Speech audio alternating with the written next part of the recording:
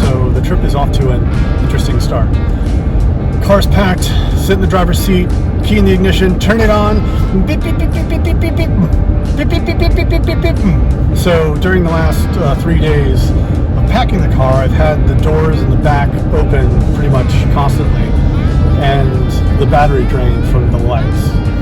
This is the whole point of the first leg of this trip, to try things out and find out what's going to go wrong with gear and other things while I'm still kind of in the neighborhood, and can easily take care of it. Fortunately, I had bought this little battery pack car starter thing through Amazon, which, you know, I'm kind of glad the car battery died in the driveway, because that way I could actually try this piece of Chinese junk out and see if it actually worked, which it did. Like within 5 minutes, I had the car going again. But it was kind of cool that that happened in the driveway, not in the middle of you know, the desert. And I find out that the piece of junk I bought doesn't work. So it does work, so that's good. But that was like, at one moment, like, oh my god, this trip is gonna go awful. And also like, oh great, like this was from the first second of problem that I could solve. That's the whole point of it. I'm calling this like my Apollo 13 test mission. Like, I want things to go wrong on it. I want to try out gear and be like, you know what, this is a piece of junk. I do not need this. I'm not going to need this. So I can leave it. I'm headed west from Plattsburgh to through Lake Placid and Saranac Lake, eventually to Jones Pond, which is out deep in the Adirondacks. It's a smaller campsite. It's free.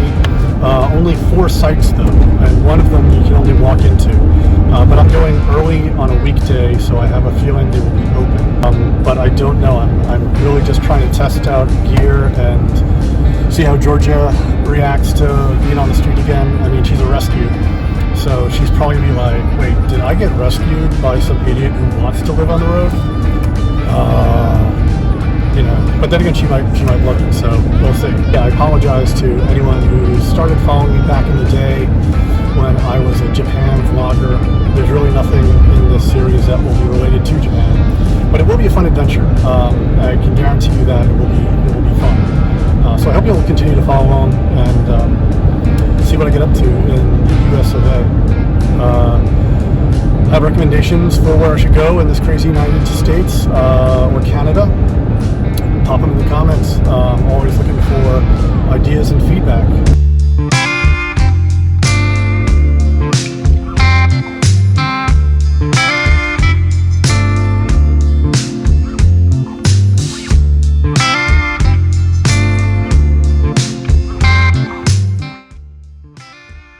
I quickly got the camp set up and decided to take Georgia for a walk to check out where we'd be living for the next week. It's an absolutely gorgeous campground and a slice of heaven. But unfortunately, people suck. And in one of the campground sites, I found a big pile of trash or two. I hoped beyond hope that I could find some evidence of Canadians having done it, but actually the border is closed at the moment, so it is of course local assholes who did this. It's a dry campground, and what that means is there's no water hookups, there's no electricity.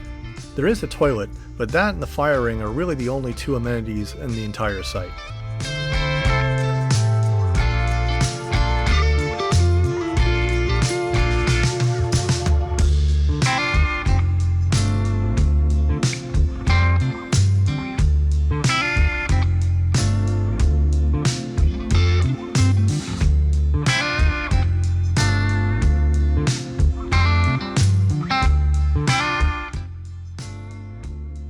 So interestingly, last night I had a lamp here on the hood of my car, and as I was coming to bed from the fire, I find what I can only describe as a Mayfly Burning Man festival happening on the hood of my car.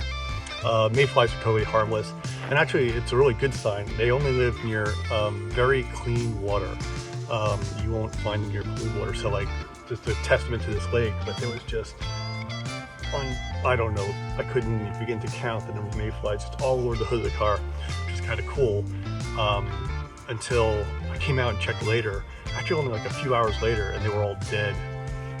They do not live long, and of course all of my gear is now covered in Mayfly carnage. So that was an interesting thing to wake up to in the morning. I feel like there's a very deep metaphor here for the brevity of life and how we must seize the day while we can. Or maybe it's just a bunch of dead bugs. Either way. So we're headed to Paul Smith College, where I worked. It was my first job in the States when I got back. I was a webmaster and videographer and a bunch of different things. Meeting up with my friend Kate, who was a colleague back then. She's a professor at the university. We're going to eat at the St. Regis Cafe. It's a natural resource, forestry, culinary, and hospitality school. So they run their own restaurant. Today is their soft open, so actually the meals will likely be free because they're just practicing. But normally it's only about $15 for the set, 3-course meal. It's always amazing. But gourmet meal, 5 minutes from camp. How could I say no to that? Nice.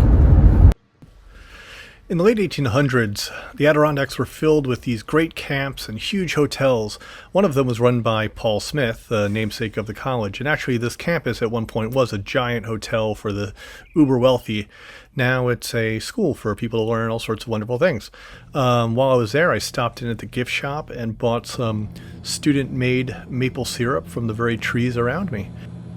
Georgia hung out in the car while I was having lunch. It was a nice cool day, and she has her bed in there. In fact, she prefers the car to pretty much anywhere in the world. We're going to get some good eats here at Paul Smith College. I am looking forward to this. Booyah!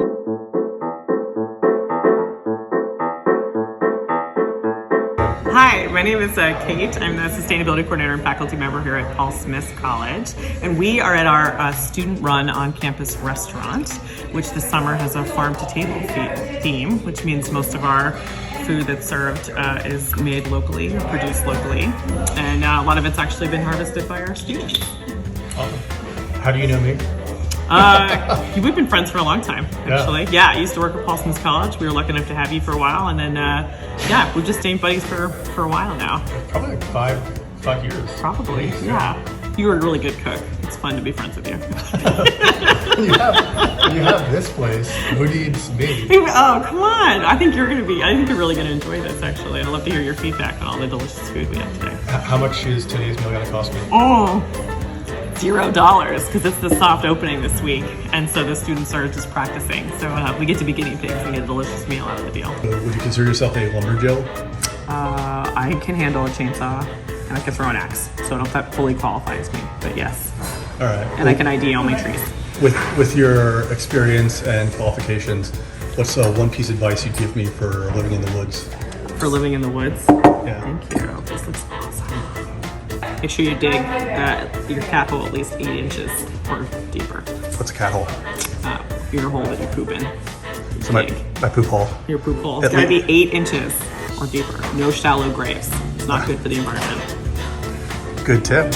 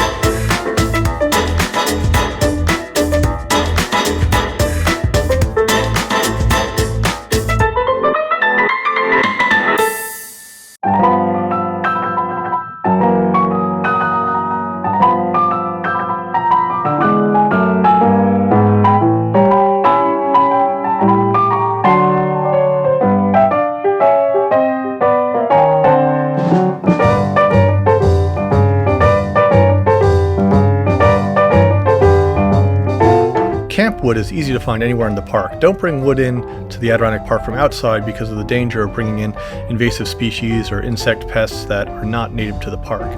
Otherwise, I've been using electricity, solar power generators to power all of my devices, cameras, and whatnot, including this refrigerator, which is keeping all of my food cool. The coolest thing I found for this trip, though, is this samovar. It's an Eastern European and Russian device where you basically heat a big pot of water, and it's been awesome in the morning for making coffee and bowl of oatmeal and other great little treats here and there. Absolutely loving it, and it has been the biggest surprise of the trip. Such a beautiful lake, I can't not go in it, but for safety reasons I'm going to have to bring along a floaty. Also, I'm very excited to try out this super mini inflator thingy. I have no idea if this is going to work. It doesn't seem possible, but oh wow, that's a much smaller floaty than I expected. This is not the size floaty I was expecting, but I suppose when I got the frozen floaty, I guess they weren't making them in adult sizes. I don't know why you wouldn't make a frozen floaty in adult sizes, but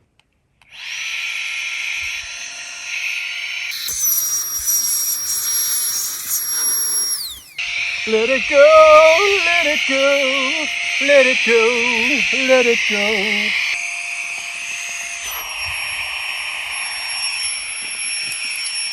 Georgia is not a fan. Some of you may not realize she's actually Amish, so all technology, especially technology that makes noises, freaks her out. Wait until she sees the mini vac. Ooh, she's not gonna like that.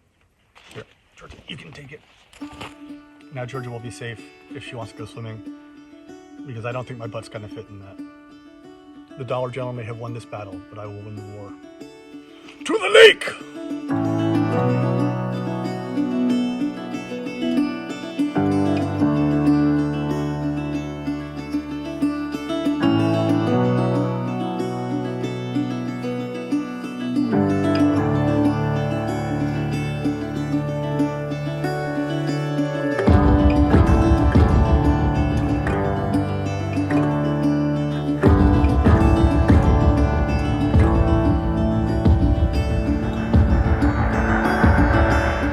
Adirondack Lake Piranha.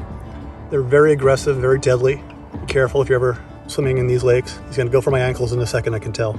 Apparently they have no fear of me, much like most creatures in the wilderness. Oh, if I showed you my cookbooks, you would not be so cavalier.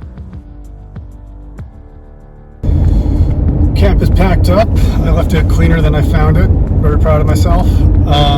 Now I'm headed off to Paul Smith College VIC. It's a little park with a bunch of trails and a visitor interpreter center, a butterfly house, tons of cool stuff for visitors to check out. But I'm specifically going because the culinary students at the college are running a taco truck, and I thought that would make a perfect lunch and goodbye to the area. After that, I'm also going to stop at Donnelly's for the best ice cream in the North Country / Adirondack area. These people up here love their ice cream. I don't know why people in cold climates love ice cream so much. If you have any thoughts on that, let me know, but they do. More than people in like hot climates. At least statistically that bears out. Anyway, 2 more things to eat before I move on. Woohoo!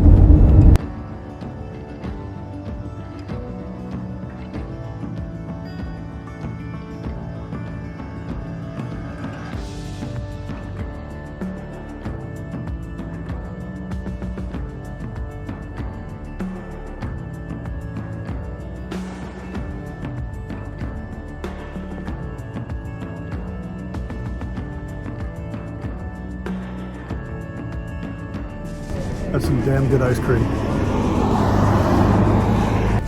If you're in the Adirondacks, definitely stop at Donnelly's Ice Cream. It's the best ice cream in the Adirondacks. There's only 1 flavor per day. Well, open part of the season. The place has been here forever. I actually did a long video for PBS on various soft serve ice creams in the North Country. I'll leave a link so you can check that out if you're interested. But of all of them, this is the best one. Oh my god. Oh my god. It's easily the best I've ever had in my life.